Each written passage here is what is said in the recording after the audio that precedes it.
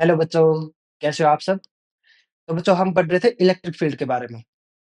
आज का टॉपिक रहेगा हमारा डाइपोल की वज़ह से जो इलेक्ट्रिक फील्ड जनरेट होती है, वो देखेंगे। तो सबसे पहले तो हमें ये जानना ज़रूरी है कि डाइपोल क्या चीज़ है? और बच्चों ये जो टॉपिक है, ये आपका बोर्ड के लिए बहुत ही इम्पोर्टेंट टॉपिक है। इसमें से क्वेश्चन आता ही आता है। तो डाइपोल क्या होता है बच्चों? जैसे कि नाम में प्रेज़ेंट है डाइपोल, ठीक है?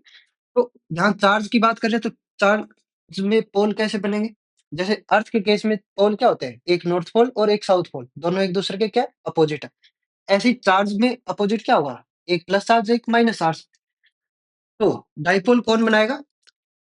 डाइपोल बनेगा एक नेगेटिव चार्ज से और एक पॉजिटिव चार्ज से, ठीक है? और दोनों के बीच में कुछ डिस्टेंस होगा। तो dipole is a pair of equal and opposite charges separated by a certain distance, ठीक है? दोनों चार्ज इक्वल रहेंगे। अगर ये क्यू चार्ज है, तो ये भी क्यू चार्ज है, ठीक है? बस नेगेटिव पॉजिटिव होंगे। तो डाइपोल क्या होगा? इस पेयर को हम डाइपोल बोलेंगे जिसमें हमारे पास 2 इक्वल एंड अपोजिट चार्ज है और दोनों एक सर्टेन अमाउंट ऑफ डिस्टेंस से दूर रखे हुए हैं, ठीक है? तो बच्चों यहाँ पे एक क्वांटिटी आती है, charge multiplied with the D.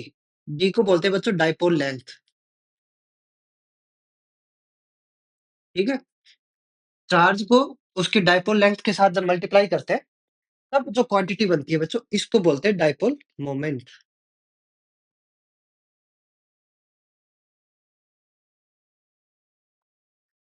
ठीक है? तो दोनों चीजें क्लियर है। डाइपोल क्या होता है? Dipole is a pair of equal and opposite charges separated by a certain distance. और charge of the dipole multiplied with the dipole length will make a dipole moment, ठीक है? डाइपोल मोमेंट क्या होगा? Product of the charge and dipole length. Okay. अब dipole moment जो होती है बच्चों, वो होती है वेक्टर क्वांटिटी। अब वेक्टर क्वांटिटी में आप सबको पता है कि क्या चीज होती है? हमारे पास मैग्नीट्यूड भी होता है और डायरेक्शन भी होता है। तो मैग्नीट्यूड तो हमें पता चल गया, क्यू इंटू डी। डायरेक्शन क्या बनेगी बच्चों? डायरेक्शन होती है,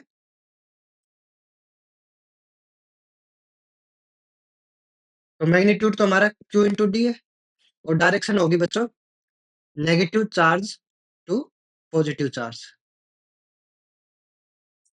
ठीक है? जो डाइपोल मोमेंट बनेगा बच्चों, वो नेगेटिव चार्ज से पॉजिटिव चार्ज की तरफ हमारी डाइपोल लेंथ, डाइपोल मोमेंट की डायरेक्शन रहेगी, ठीक है?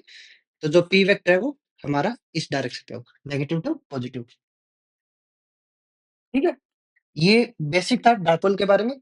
अब हम डाइपोल की वजह से इलेक्ट्रिक फील्ड निकालेंगे। यहाँ तक क्लियर है सभी को?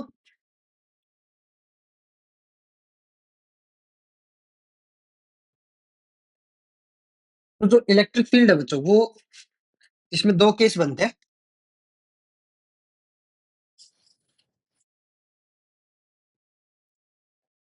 एट एक्सियल लाइन हमें इलेक्ट्रिक फील्ड निकालनी है। एक्सियल लाइन का मतलब क्या है? कि हमारा जो डाइपोल है,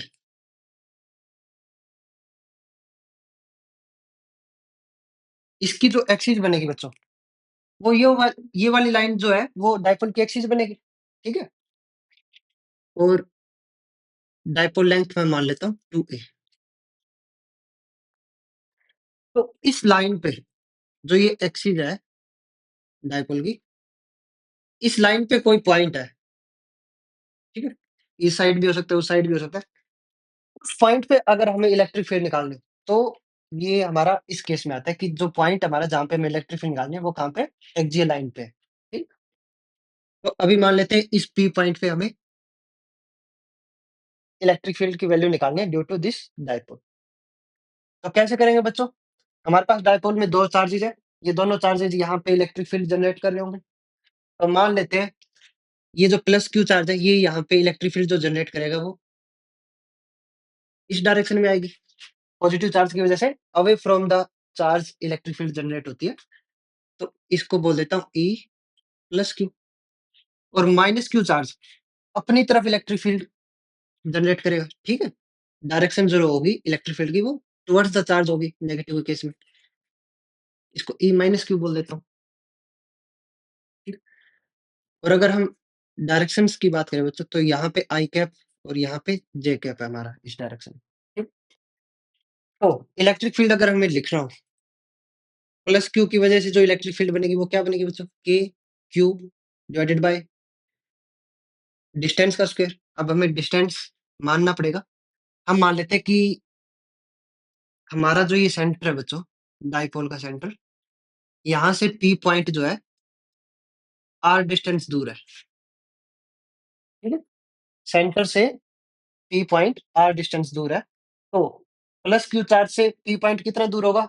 आर माइनस ए, ठीक है? टोटल 2 ए, तो हाफ डिस्टेंस क्या होगा? ए। तो आर माइनस ए करोगे तो ये डिस्टेंस आ जाएगा, इसका स्क्वायर। और डायरेक्शन क्या बनेगी बच्चों? आई कैप, ठीक है? इस डायरेक्शन में हमारा इलेक्ट्रिक फील्ड। ऐसे ही माइनस क्यू चार्ज की वजह से जो इलेक्ट्रिक फील्ड बनेगी बच्चों, वो क्या बनेगी? ए क्यू डिवाइडेड बाय डिस्टेंस क्या बनेगा बच्चों? यहाँ से लेके यहाँ तक का डिस्टेंस। अब इतना तो आर है और इतना क्या बनेगा? ए। तो आर प्लस ए बन जाएगा। और डायरेक्शन क्या बनेगी बच्चों? माइनस आई कैप, ठीक है? एक्स एक्सिस इस डायरेक्शन में आई कैप, तो इससे अपोजिट क्या हो जाएगा? Minus of I cap. और अगर हमें ये पता ना हो डायरेक्शन कि माइनस आई कैप है क्या है, तो चार्ज तो हमारा नेगेटिव है, ठीक है? तो जब यहाँ पे माइनस पुट करोगे, माइनस क्यू, और यहाँ पे हमारा नॉर्मल हम आई कैप डायरेक्शन लेके चल रहे हैं कि हमें पता नहीं है किस डायरेक्शन में आएगा, तो उस केस में ये जो माइनस चार्ज है वो यहाँ पे क्या शो करेगा कि इस जो डायरेक्शन हम लेके चल रहे थे उससे रिवर्स डायरेक्शन है हमारी इलेक्ट्रिक फील्ड की, ठीक है? तो ये दोनों वैल्यूज हमने निकाल लिए। अब नेट इलेक्ट्रिक फील्ड क्या बनेगा बच्चों? E plus Q plus E of minus Q, दोनों को ऐड कर दोगे तो हमारे पास नेट इलेक्ट्रिक फील्ड आ जाएगी पी पॉइंट पे। A Q divided by R minus A का whole square I cap plus A Q R plus A का whole square minus of I cap. ये माइनस साइन बच्चों बाहर आके प्लस को क्या कर देगा? माइनस कर देगा, ठीक है? यहाँ से जो चीजें कॉमन है बच्चों वो कॉमन ले लेते हैं। के क्यू बाहर आ जाएगा, अंदर क्या बचा? 1 बाय आर माइनस ए का whole square minus 1 by R plus A का होल स्क्वायर आई कैप, ठीक है बच्चों? इसका एलसीएम ले लेते हैं। कैसे लोगे? दोनों टर्म्स मल्टीप्लाई हो जाएगी और ऊपर क्या आएगा हमारे पास? आर प्लस ए का whole square minus R minus A का होल स्क्वायर आई कैप। ये तो चीज है बच्चों, ऊपर जो बना है ये कुछ कुछ ऐसा नहीं लग रहा? A square minus B square is equals to A minus B into A plus B, ये आइडेंटिटी पड़ी होगी। तो इसको अगर मैं कंप्लीट को ए स्क्वायर बोलूं तो ये बी स्क्वायर हो जाएगा। तो A square minus B square क्या बनेगा? A minus B into A plus B. ये आइडेंटिटी अगर यूज करेंगे तो क्या बनेगा हमारे पास? पहले ए माइनस बी, तो R plus A minus R minus A, ठीक है? ये हो गया ए माइनस बी। अब आएगा A plus B, R plus A plus R minus A, ठीक है? और यहाँ पे बच्चों जो डाइपोल होता है वो बहुत ही शॉर्ट होता है, ठीक है? ये लेंथ बहुत छोटी होती है, तो उस केस में जो आर है हमारा, R is much much greater than dipole length, ठीक है? ए से बहुत बड़ा होता है आर। तो उस केस में अगर हम ये क्वांटिटी देखें, आर माइनस ए का होल स्क्वायर, ये लगभग बच्चों आर स्क्वायर के बराबर ही हो जाती है, ठीक है? क्योंकि आर बहुत बड़ा है ए के कंपैरिजन में, तो ए नेग्लेक्ट हो जाएगा। ऐसे ही जो आर प्लस ए का होल स्क्वायर जो बना है वो भी लगभग आर स्क्वायर के बराबर ही होता है, ठीक है? तो जब दोनों की जगह मैं आर स्क्वायर पुट करूंगा ऐसा बना बच्चों। यहाँ पे देखो r plus A minus r plus ए, तो r कैंसल हो जाएगा बच्चों। और इस टर्म में r plus A plus r minus A cancel हो जाएगा बच्चों। क्या बना? a क्यूब, यहाँ से बचा 2a और यहाँ से बचा 2r और नीचे बना r की पावर 4 आई कैप। ठीक है बच्चों, इसको मैं ऐसे लिख लेता हूँ 2k, एक r से तो एक r कैंसल हो जाएगा तो नीचे बचेगा r क्यूब। ठीक है, एक 2 को बाहर ले आया, r एक कैंसल हो गया तो 2a बचा, k क्यूब बचा, आई कैप। अब बच्चों ये जो चीज है ये क्या बन रही है? अगर मैं बात करूं इसके डाइपोल मोमेंट की, डाइपोल मोमेंट क्या बनेगा बच्चों? q इंटू डाइपोल लेंथ, और डायरेक्शन क्या रहेगी हमारी? डायरेक्शन क्या होती है डाइपोल मोमेंट की? नेगेटिव चार्ज से पॉजिटिव चार्ज, यानी कि ये वाली डायरेक्शन। और ये डायरेक्शन किसकी डायरेक्शन में? आई कैप की डायरेक्शन में। तो ये हमारा बना dipole moment for this dipole. तो यहाँ पे q इंटू टू ए आई कैप को मैं क्या लिख सकता हूँ? p वेक्टर,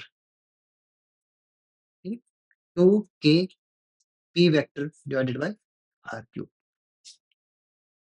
ओके, तो एक्सियल लाइन की वजह से जो डाइपोल मोमेंट, जो इलेक्ट्रिक फील्ड बनेगी बच्चों पी पॉइंट पे, वो क्या बन रही है? 2k p vector by r cube.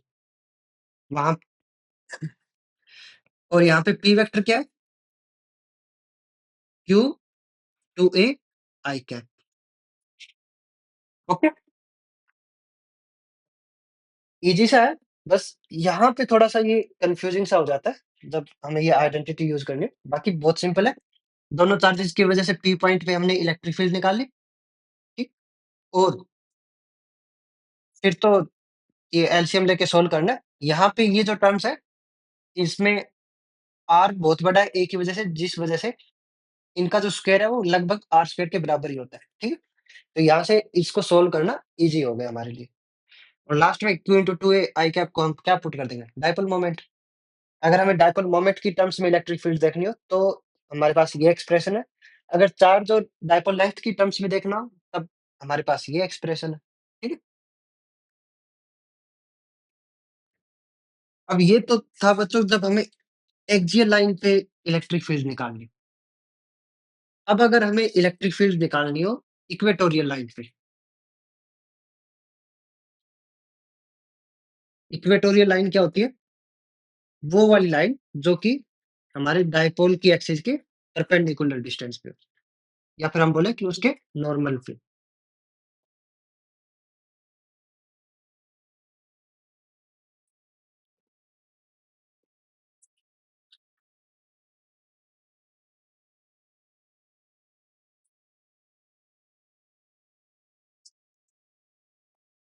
Equatorial line क्या है? जो कि डाइपोल के परपेंडिकुलर।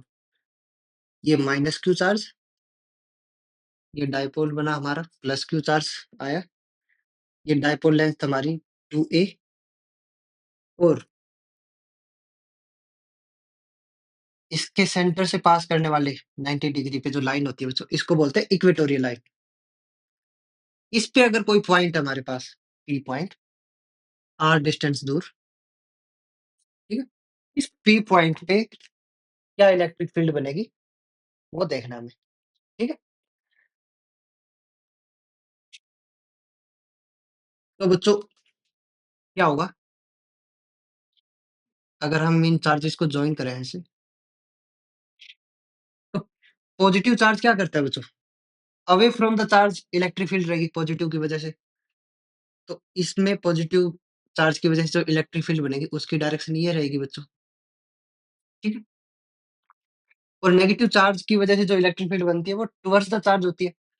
तो यहाँ पे जो इलेक्ट्रिक फील्ड आएगी वो इस डायरेक्शन में आएगी। ओके, तो इन दोनों की वजह से जो नेट इलेक्ट्रिक फील्ड बनी है वो हमारी इस डायरेक्शन में आएगी। हमें इसकी वैल्यू निकालनी है, ई नेट क्या है? ओके, तो बच्चों यहाँ पे ये डिस्टेंस r है, ये डिस्टेंस हमारा a होता है, तो ये डिस्टेंस क्या बनेगा? r square plus a square का अंडर रूट, ठीक है? पाइथागोरस थ्योरम लगाओगे, ये डिस्टेंस a, ये डिस्टेंस r, तो ये डिस्टेंस बना r square plus a square का अंडर रूट। सेम ये डिस्टेंस हमारा r square plus a square का अंडर रूट के बराबर आएगा। तो बच्चों यहाँ पे हमारी डायरेक्शंस वही रहेंगी बच्चों, इस डायरेक्शन में आई कैप और इस डायरेक्शन में जे कैप। तो इलेक्ट्रिक फील्ड अगर निकालोगे पॉजिटिव चार्ज की वजह से, क्या बनेगी? के क्यू डिवाइडेड बाय डिस्टेंस कितना है? R square plus A square के अंडर रूट का क्यूब। अब क्यूब क्यों लिया बच्चों? हमने इलेक्ट्रिक फील्ड में क्या पढ़ा था कि अगर कोई चार्ज क्यू है, इससे आर डिस्टेंस दूर हमें इलेक्ट्रिक फील्ड निकालनी है, ठीक है? तो उसका फार्मूला क्या बन रहा था? के क्यू बाय आर स्क्वायर, और ये डायरेक्शन है, ये आर कैप की डायरेक्शन, ठीक है? जिस डायरेक्शन में आर है उसी डायरेक्शन में हमारा ये है। और एक और फार्मूला भी बताया था इसका, अगर हमें डायरेक्शन में यूनिट वेक्टर की जगह पोजीशन वेक्टर ही लेना हो, तो हमारा नीचे क्यूब आता है और यहाँ पे आर वेक्टर आता है, ठीक है? तो अब हमें हमारे R square plus A square के अनुरूट ये जो पोजीशन वेक्टर बना है, इसकी डायरेक्शन नहीं पता, ठीक है? तो यूनिट वेक्टर कैसे लोगे यहाँ पे? तो हम क्या करेंगे, हम पोजीशन वेक्टर लेंगे, आर वेक्टर। कैसे लोगे? अगर ये ट्रायंगल मैं यहाँ पे बनाऊँ, ठीक है? हमें ये वाला वेक्टर निकालना है, तो हम क्या कर सकते हैं? हम यहाँ से पहले ये वाला वेक्टर निकाल लेते हैं और फिर यहाँ से ये वाला वेक्टर निकाल लेते हैं, ठीक है? तो ये जो वेक्टर है, इनको जब ऐड करोगे, तो हमारे पास ये रिजल्टेंट आ जाएगा, ठीक है? हमें तो ये चाहिए। ये मिलने का तरीका क्या है? एक तो हमें डायरेक्ट पता हो, दूसरा तरीका क्या है? हम ये वेक्टर निकालें, फिर ये वेक्टर निकालें, दोनों को ऐड करेंगे तो हमें ये वेक्टर मिल जाएगा, ठीक? तो हम यहाँ पे आर वेक्टर को ऐसे निकालने वाले, सम ऑफ दीज़ 2 वेक्टर्स। तो वो क्या बनेगा बच्चों? ये वेक्टर क्या बनेगा? मैग्नीट्यूड कितना है? ए, और डायरेक्शन क्या है इस वेक्टर की? यहाँ से यहाँ आओगे तो opposite to the I cap, यानी कि माइनस ऑफ आई कैप, ये डायरेक्शन बनेगी। यहाँ आ गए, अब यहाँ से यहाँ जा रहे हैं, मैग्नीट्यूड कितना है? आर, और डायरेक्शन क्या है बच्चों? यहाँ से यहाँ जा रहे हैं तो जे कैप डायरेक्शन, तो आर जे कैप। ये मेरा क्या बन गया? पोजीशन वेक्टर, ठीक है? ये आ जाएगा हमारे पास, okay? A Q divided by R square plus A square का अंडर रूट इसका cube minus A I cap plus R J cap, ठीक है? ये बन गई मेरी पॉजिटिव चार्ज की वजह से इलेक्ट्रिक फील्ड। ऐसे ही मैं अपने नेगेटिव चार्ज की वजह से इलेक्ट्रिक फील्ड निकाल लेता हूँ।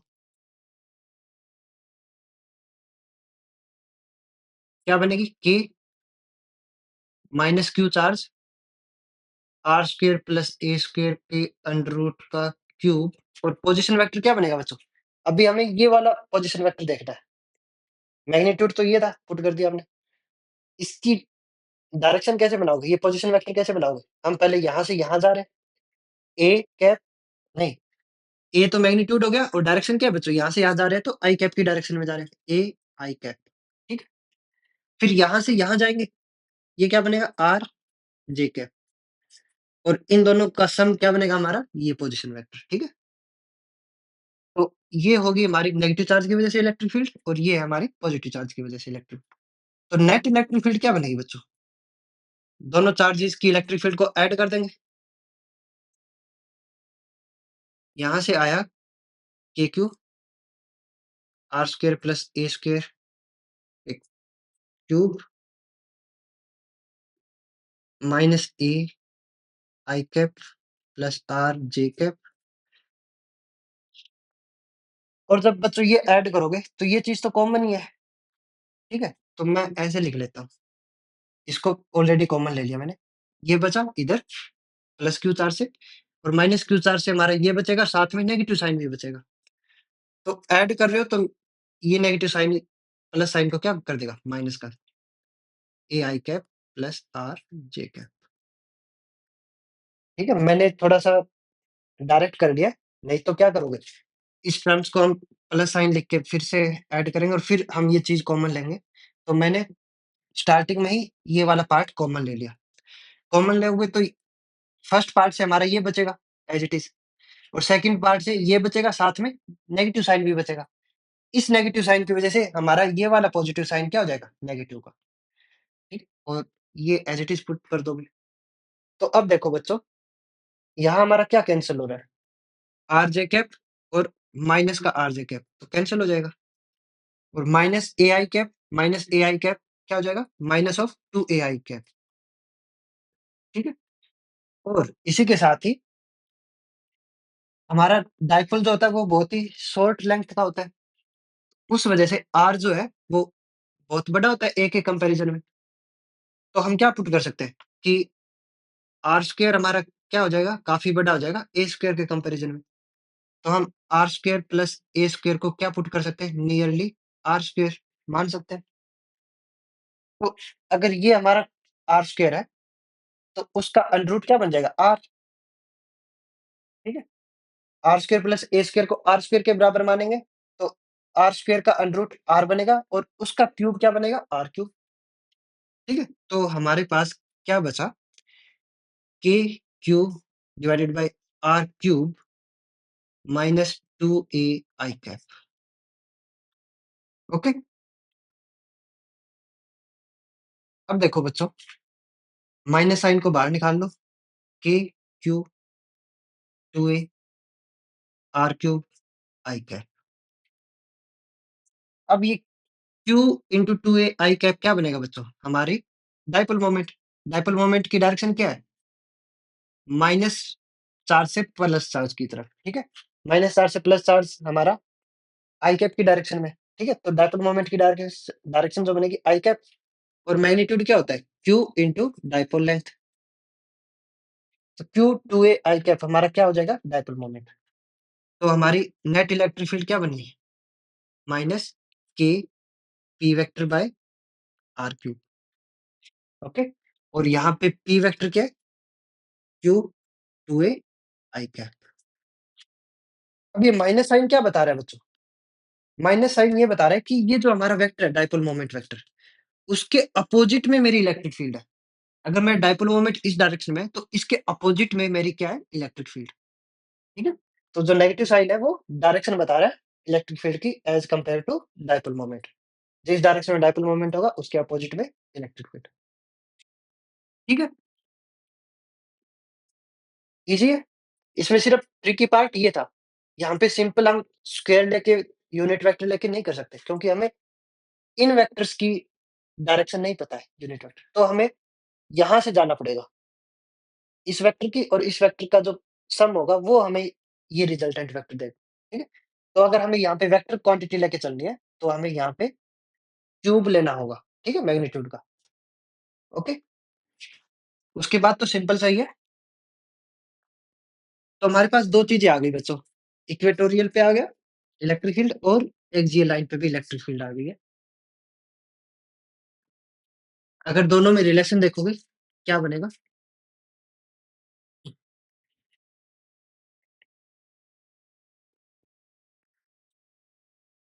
हमारा इलेक्ट्रिक फील्ड एक्सियल लाइन पे क्या आया, two K P vector divided by are cube, और electric field at equatorial line पे क्या आया, K P vector by are cube. ठीक है, तो K P vector by are cube को हम क्या पुट कर सकते हैं, इक्वेटोरियल इलेक्ट्रिक फील्ड।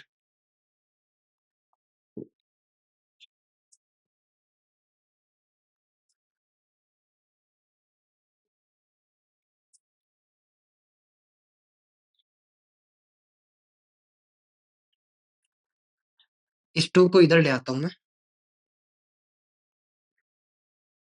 इस टू को अगर इधर लेके आए तो ये बना K P vector by are cube और यहाँ पे पुट कर दें।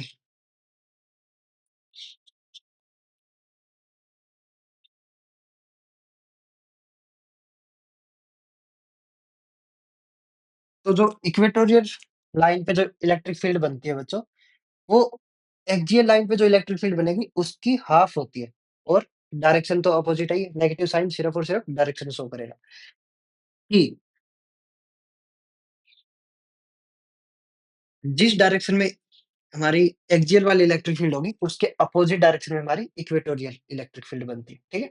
और इसका मैग्नीट्यूड हाफ होता है एक्सियल वाली से, ठीक है? ये इन दोनों के बीच में रिलेशन है। अब ये तो हमने एक स्पेशल केस लिया कि एक हमारा जो पॉइंट है वो एक्सियल लाइन पे है और दूसरे केस में हमारा पॉइंट जो है वो इक्वेटोरियल लाइन पे। अगर इन स्पेशल केस के अलावा अगर हमारे पास कोई जनरल पॉइंट दे रखा हो थीटा एंगल पे, तब क्या बनेगा? हमें निकालनी है electric field at any general point, ठीक है? यानी कि हमारे पास जो डायपोल दिया हुआ है, इस डायपोल के सेंटर से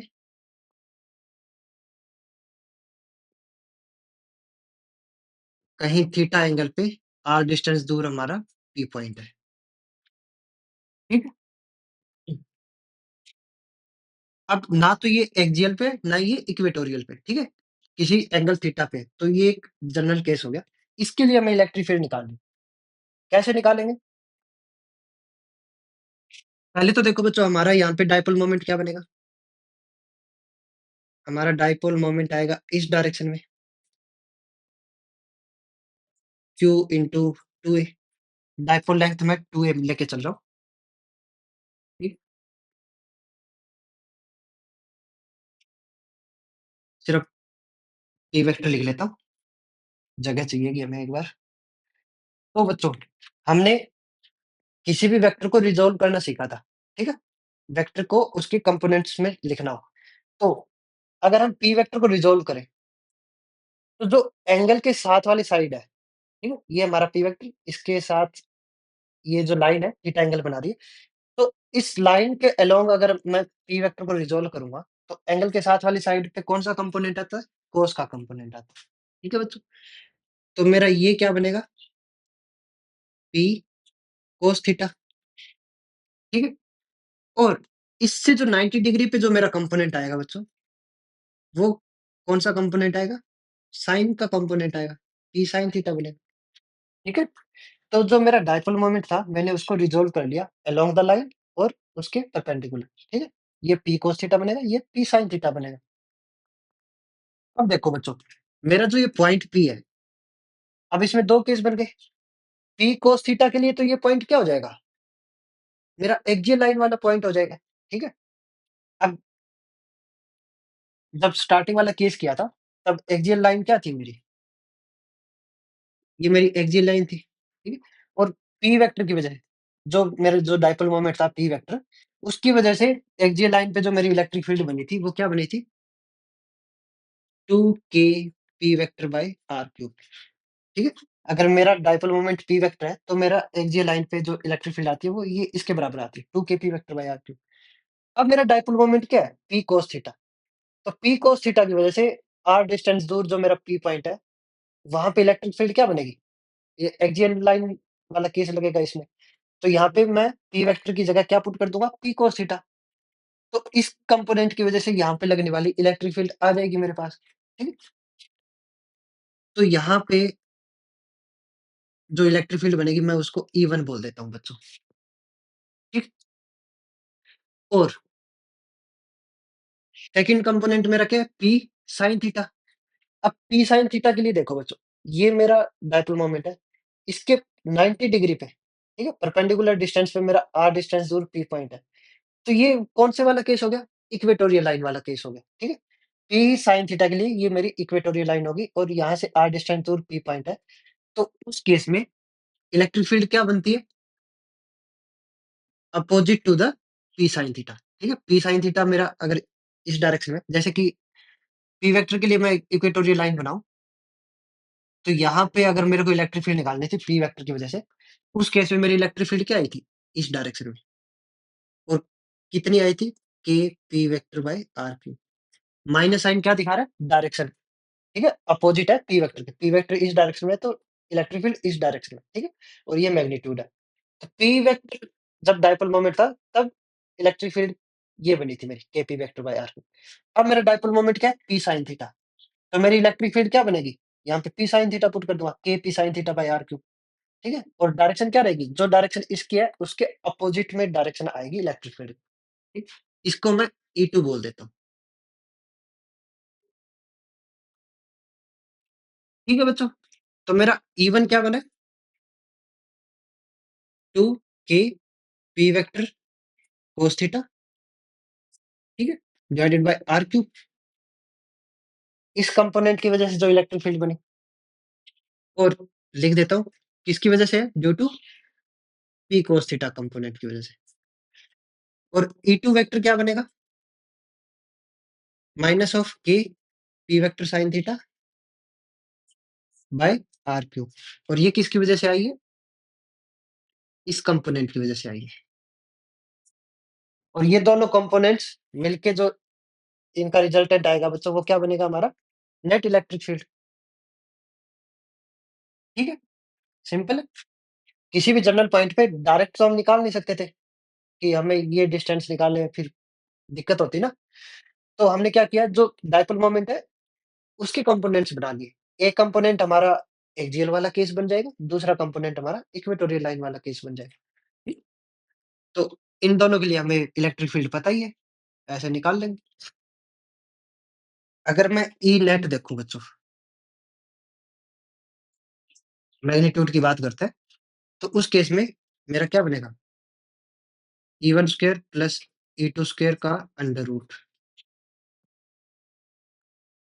ये जो मेरी यहाँ पे रिजल्टेंट देखूं मैं, तो यहाँ मेरा इलेक्ट्रिक फील्ड आ रहा है नेट, ठीक है? अगर मेरे को इसका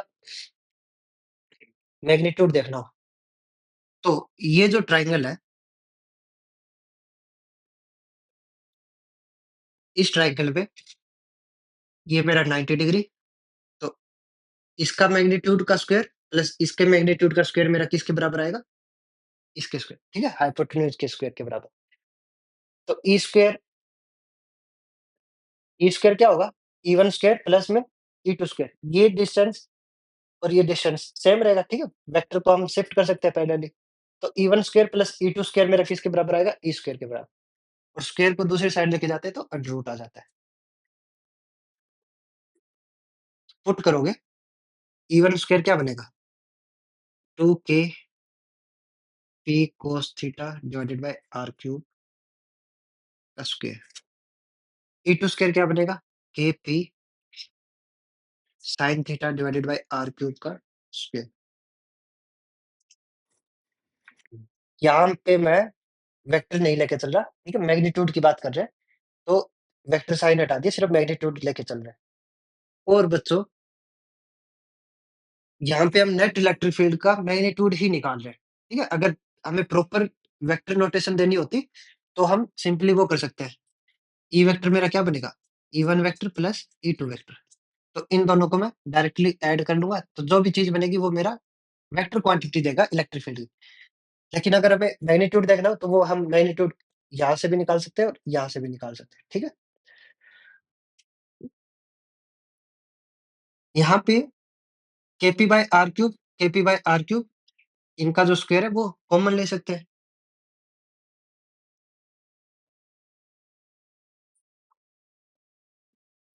क्या बचा? यहाँ पे बचा 2 cos थीटा, इसका स्क्वायर, और यहाँ पे बचा साइन थीटा का स्क्वायर।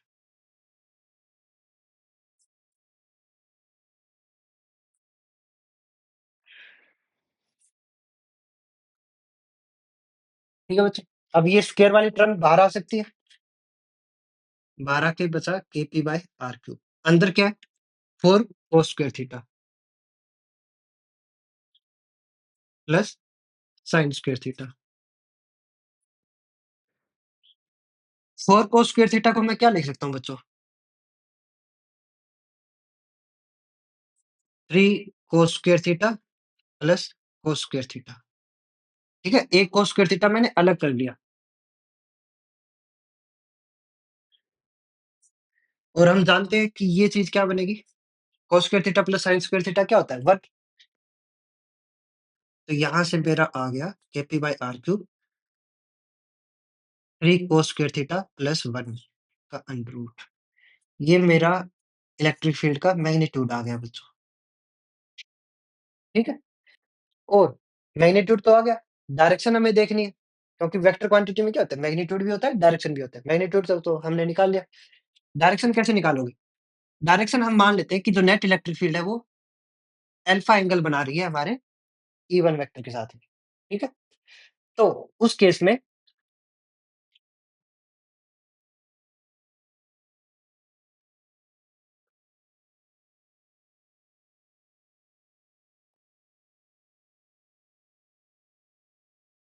जो टेंजेंट अल्फा होगा बच्चों, वो क्या बनेगा?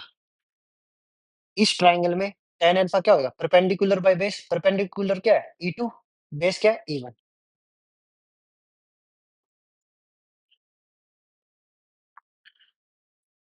मैग्नीट्यूड लेंगे, ठीक है? वेक्टर डिवाइड नहीं होते। तो E2 का मैग्नीट्यूड क्या बनेगा? Kp sin थीटा डिवाइडेड बाय r क्यूब और ये क्या बनेगा? 2 Kp cos theta divided bye r cube.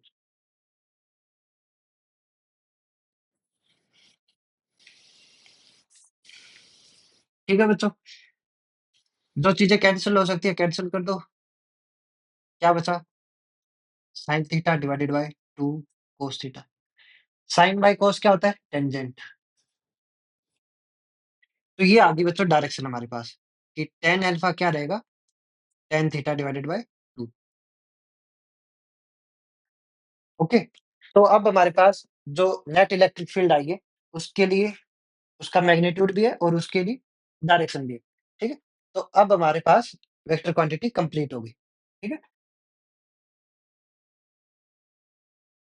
अब ये था बच्चों किसी भी जनरल पॉइंट के लिए इलेक्ट्रिक फील्ड निकालना। ठीक है? इस डायपोल की वजह से इस पॉइंट पे हमारी जो नेट इलेक्ट्रिक फील्ड बनेगी वो ये बनेगी, मैग्नीट्यूड और ये उसकी डायरेक्शन।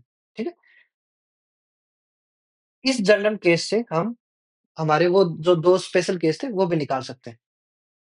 अगर हम बात करें एक्सियल वाले केस की, ये अगर पॉइंट हमारा एक्सियल लाइन पे हो, तो उस केस में क्या बनेगा?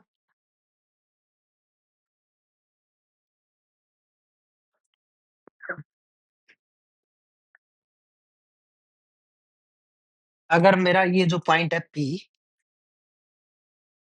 ये मेरा यहाँ आ जाए, ठीक है? एक्सियल लाइन पे, तो उस केस में मेरा थीटा क्या हो जाएगा? अगर ये P पॉइंट मेरा यहाँ आ गया, तो थीटा मेरा 0 डिग्री। तो जो एक्सियल लाइन वाला जो केस था, उसमें मेरा थीटा क्यों बन रहा है? थीटा हो रहा है 0 डिग्री।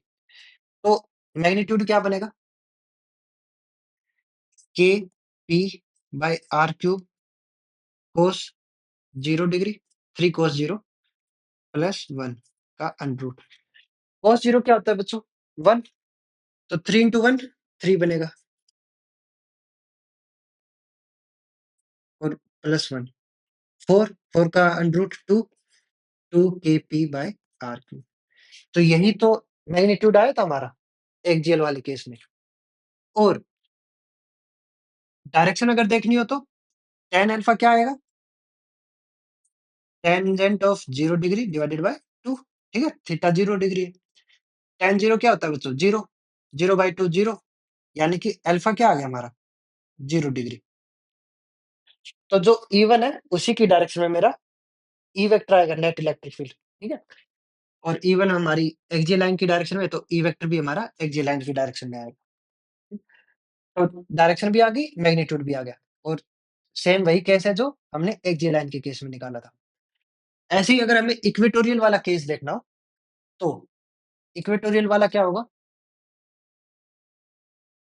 अगर मेरा ये जो P पॉइंट है ये मैं यहाँ पे लेके जाऊँ, ठीक है? ऐसे। तो मेरा थीटा क्या बन जाएगा?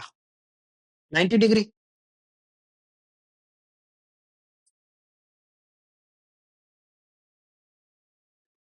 थीटा मेरा 90 डिग्री हो जाएगा। उस केस में जो मेरा मैग्नीट्यूड है नेट इलेक्ट्रिक फील्ड का वो क्या बनेगा? K p by are cube 3 cos square 90 degree plus 1।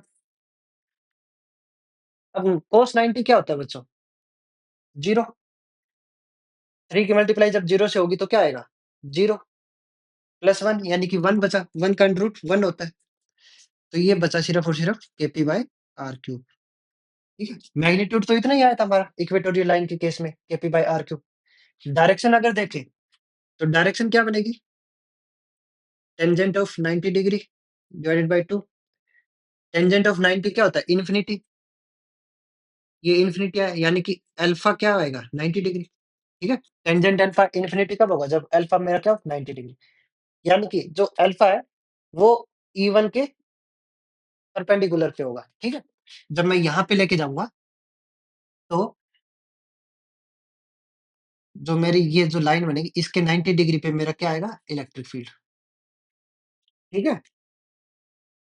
तो ऐसे ही तो आता था इक्वेटोरियल केस में, opposite to the dipole moment और मैग्नीट्यूड क्या था? K p by are cube. ठीक? तो ये हो गया बच्चों हमारा डायपोल के लिए हमें इलेक्ट्रिक फील्ड निकालनी थी वो। ठीक? हमने इसमें 3 केस देख लिए, 2 हमारे स्पेशल केस थे, एक्सियल लाइन पे इलेक्ट्रिक फील्ड निकालनी हो और इक्वेटोरियल लाइन पे इलेक्ट्रिक फील्ड निकालनी हो। फिर हमने तीसरा केस देखा कि किसी भी जनरल पॉइंट पे इलेक्ट्रिक फील्ड निकालनी हो। इस केस से हम पहले जो 2 स्पेशल केस थे वो भी ड्राइव कर सकते हैं, ठीक? लेकिन ये ड्राइव करने के लिए हमें पहले 2 उन 2 स्पेशल केसेस की नॉलेज होना ज़रूरी है, ठीक है? उनकी हेल्प से हमने ये ड्राइव किया था, ठीक है? इनमें सबसे इम्पोर्टेंट जो है वो रहेगा बच्चों आपका एक्सियल लाइन पे एक इलेक्ट्रिक फील्ड निकालना और इक्वेटोरियल पे इलेक्ट्रिक फील्ड निकालना। लेकिन हमें नॉलेज जनरल पॉइंट की भी होनी चाहिए, ठीक है? ये पूछ लेते हैं, चांस थोड़े से कम है, पर स्टार्टिंग के 2 स्पेशल केस में तो आता ही आता है, ठीक है? तो इसको अच्छे से प्रिपेयर कर लो, एक बार खुद से प्रैक्टिस करके देखो। कुछ भी डाउट हो तो इस वीडियो के नीचे कमेंट सेक्शन में आप हमसे पूछ सकते हो और टेलीग्राम चैनल पे भी हमसे कॉन्टैक्ट कर सकते हो, ठीक है? बहुत इंपॉर्टेंट टॉपिक है, ध्यान से करना। इसी के साथ ही मैं आज कुछ क्वेश्चन अपलोड कर दूँगा मेरे टेलीग्राम चैनल पे, वहाँ से आप उनको प्रैक्टिस कीजिए। आपके पास सैटरडे और संडे 2 दिन का टाइम है। मंडे की क्लास में हम उनको डिस्कस करेंगे, तो पढ़ते रहिए, ठीक है? और जो लास्ट क्लास में जो मैंने क्वेश्चन दिया था, जो कि आज की क्लास में सॉल्व करना था, उसको हम मंडे की क्लास में डिस्कस करेंगे। ठीक है बच्चों? मिलते हैं फिर नेक्स्ट क्लास में। जय श्री राम।